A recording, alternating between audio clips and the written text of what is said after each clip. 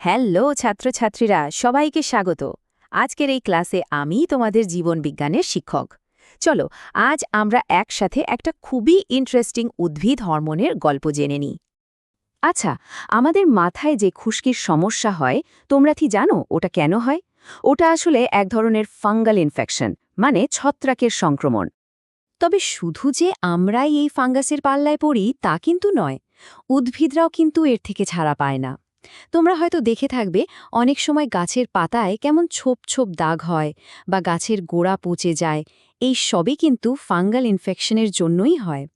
ঠিক এরকমই একটা অদ্ভুত রোগ দেখা যায় ধান গাছের ক্ষেত্রে, যেখানে কিছু ধান গাছ অন্য সুস্থ গাছগুলোর থেকে অনেক বেশি লম্বা আর রোগা হয়ে যায়। এখন ভাবছো তো, লম্বা হওয়াটা আবার সমস্যা নাকি? হ্যাঁ, সমস্যা। কারণ এই অস্বাভাবিক লম্বা হওয়ার ফলে গাছগুলো খুব দুর্বল হয়ে পড়ে। আর এর পেছনের কারণটা হলো জিবেরেলা ফুডিকুরোই নামের এক ধরনের ছত্রাক। তাহলে চলো দেখে নিই আজকে আমরা কি কি বিষয় নিয়ে আলোচনা করব। আমরা শুরু করব এই অদ্ভুত ছত্রাকের গল্প দিয়ে। তারপর জানব কিভাবে জিবেরেলিন আবিষ্কৃত হলো। এরপর দেখব এটা কিভাবে বীজ আর মুকুলের ঘুম ভাঙায়, গাছের বৃদ্ধিতে কি জাদু দেখায়, আর সবশেষে এর ক্ষমতাগুলো নিয়ে একটা ছোট্ট আলোচনা করব। এখন আমরা দেখব কিভাবে উদ্ভিদের এই অদ্ভুত রোগটা একটা যুগান্তকারী বৈজ্ঞানিক আবিষ্কারের কারণ হয়ে দাঁড়ালো। তো এই ছত্রাকটা নিয়ে জাপানি বিজ্ঞানী কুরুসাওয়া প্রথম একটি হরমোন আবিষ্কার করেন। এর বেশ কিছুদিন পর বিজ্ঞানী ইয়াবুতা আর সুমুকি ওই পদার্থটাকে আলাদা করে বিশুদ্ধ করেন এবং ছত্রাকের নাম থেকেই হরমোনটার নাম রাখেন জিবেরেলিন। তাহলে এই জিবেরেলিন জিনিসটা আসলে কি? খুব সহজ করে বললে, এটা হলো টার্পিনয়েড গ্রুপের একটা জৈব অ্যাসিড, যার রাসায়নিক নাম হলো জিবেরেলিক অ্যাসিড। এটা আসলে গাছের বৃদ্ধি নিয়ন্ত্রণ করার জন্য একটা শক্তিশালী রাসায়নিক দূত বা হরমোন।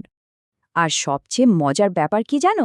যে পর্যন্ত প্রায় ১২৫-এরও বেশি ধরনের জিবেরেলিন আবিষ্কৃত হয়েছে, তবে তাদের মধ্যে GA3 হলো সবচেয়ে বেশি কার্যকরী। কিন্তু প্রশ্ন হলো, এই হরমোনটা গাছের ঠিক কোন কোন জায়গায় তৈরি হয়? এটা পাওয়া যায় অঙ্কুরিত বীজ, পরিণত বীজ, মুকুল, বীজপত্রের কোষ আর পাতার বর্ধিষ্ণু অঞ্চলে। মানে সোজা কথায়, গাছের যেসব জায়গায় খুব দ্রুত বৃদ্ধি হয় সেখানেই এই হরমোনটা থাকে। বেশ, হরমোনের আবিষ্কার তো হলো, এবার চলো এর কাজগুলো এক এক করে দেখি। জিবেরেলিনের প্রথম আর সবচেয়ে গুরুত্বপূর্ণ কাজটা কি জানো? এটা গাছের জন্য একটা অ্যালার্ম ঘড়ির মতো কাজ করে। দেখো, যখন পরিবেশ প্রতিকূল থাকে তখন অনেক গাছের বীজ কিন্তু অঙ্কুরিত না হয়ে চুপচাপ ঘুমিয়ে থাকে। বিজ্ঞানের ভাষায় একে বলে সুপ্তাবস্থা বা ডরম্যান্সি। এটা আসলে ওদের বেঁচে থাকার একটা দারুণ কৌশল। আর এই ঘুম ভাঙানোর কাজটাই করে জিবেরেলিন। যখনই একটা বীজ তার চারপাশে আলো, উষ্ণতা আর জলের মতো অনুকূল পরিবেশ দেয়, তখনই জিবেরেলিন তাকে ঘুম থেকে ওঠার সংকেত পাঠায়। এই হরমোনের প্রভাবেই বীজের অঙ্কুরোদ্গম শুরু হয় আর মুকুলেরও সুপ্তাবস্থা ভেঙে যায়। এবার চলো জিবেরেলিনের দ্বিতীয় প্রধান কাজে আসা যাক, যা হল বৃদ্ধির জাদু। এটা গাছের গঠন আর জীবনচক্রের ওপর একটা দারুণ প্রভাব ফেলে। কিছু কিছু গাছ আছে, যেমন ধরো বাঁধাকপি বা লেটুস, যেগুলো সাধারণত বেশ বেটে হয়, কিন্তু এদের ওপর যদি জিবেরেলিন স্প্রে করা হয় তাহলে গাছটা খুব তাড়াতাড়ি লম্বা হতে শুরু করে। আসলে জিবেরেলিন গাছের পর্বমধ্য বা ইন্টারনোডের কোষগুলোকে বিভাজিত আর লম্বা হতে সাহায্য করে, আর এই প্রক্রিয়াটাকেই বলা হয় বোল্টিং। সাধারণত বোল্টিং হওয়ার পরেই গাছে ফুল আসতে শুরু করে, কিন্তু এই হরমোনটা ফুল ফোটানোর প্রক্রিয়াকে আর কিভাবে সাহায্য করে চলো দেখি। দেখো, কিছু গাছের ফুল ফোটার জন্য অনেকটা সময় ধরে সূর্যের আলো দরকার হয়। জিবেরেলিন দিলে সেই গাছগুলো কম আলোতেও ফুল ফুটিয়ে ফেলতে পারে। এটা ফুলের মুকুল তৈরি করতেও সাহায্য করে। আবার কিছু গাছ আছে যাদের ফুল ফোটার জন্য একটা ঠান্ডা আবহাওয়া পার করতে হয়, যাকে বলে ভার্নালাইজেশন। এই ঠান্ডা আবহাওয়ায় আসলে জিবেরেলিন উৎপাদন বাড়িয়ে দেয়, আর তার ফলে ফুল ফোটার প্রক্রিয়াটা অনেক তাড়াতাড়ি হয়। কিন্তু এখানেই শেষ নয়, ফুল ফোটার পরেও কিন্তু এই হরমোনের কাজ চলতে থাকে। এর প্রভাব দেখা যায় ফলের ওপরেও। হ্যাঁ, ফুল ফোটানো ছাড়াও ফলের বৃদ্ধিতেও জিবেরেলিন হরমোনের একটা বড় ভূমিকা আছে। বিশেষ করে আঙুরের মতো ফলের ক্ষেত্রে তো এটা দারুণ কাজ করে। আঙুরের ওপর জিবেরেলিন প্রয়োগ করলে ফলের থোকাগুলো বেশ বড় হয়।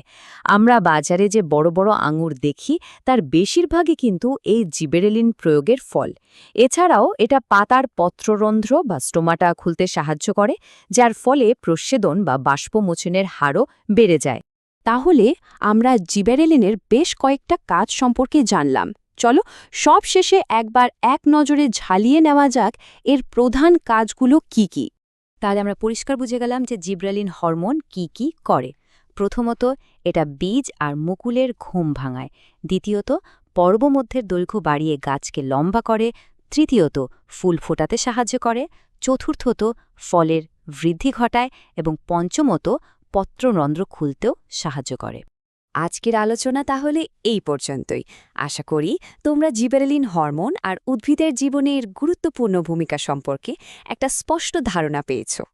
যদি আজকের এই আলোচনাটা তোমাদের পড়াশোনায় একটুও সাহায্য করে থাকে, তাহলে এই ধরনের আরও ক্লাসের জন্য চ্যানেলটিকে লাইক, শেয়ার আর সাবস্ক্রাইব করতে একদম ভুলো না। সবাই খুব ভালো থেকো।